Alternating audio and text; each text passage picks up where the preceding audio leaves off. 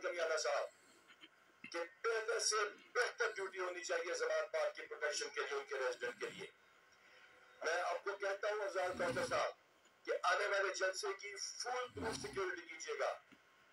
मैं आपको कहता हूँ एसएसपी ऑपरेशन और उनकी टीम को और सारी पुलिस फोर्स को कि किसी रैली के ऊपर कोई नाखुशगवार वाकया पेश नहीं आना चाहिए। कानून के मुताबिक, आइन के मुताबिक और आपकी एग्जिस्टिंग पॉलिसीज के मुताबिक।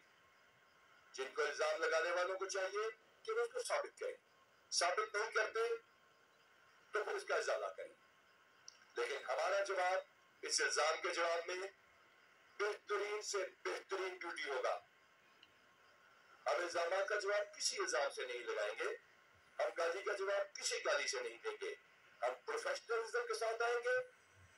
हम इंश्योर करेंगे कि एक एक शख्स की जो इस सूबे में रहता है या इस मुल्क में रहता है, ये तमाम पुलिस फोर्सेस और ये वर्दी वाले उसकी हिफाजत करेंगे।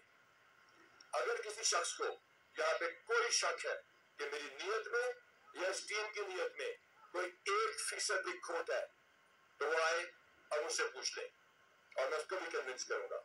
किसी और शख्स को ये शक है, किसी मीडिया में किसी को शक है, तो आए और हमसे पूछ ले, हम उसको भी जवाब देंगे।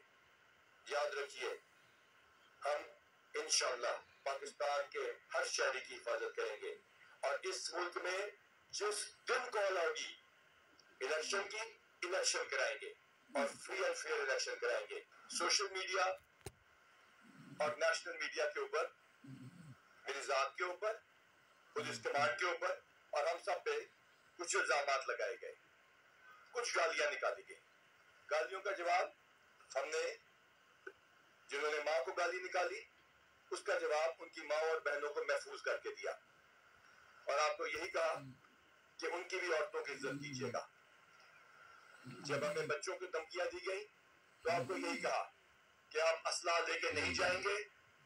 हमने अपने 90 बंदे जख्मी कराए, हमने अपने सर फड़वाए, लेकिन जिन्होंने हमें, हमारे बच्चों को धमकियां दी, हमने उनके बच्चों के ऊपर गोली नहीं चलाई।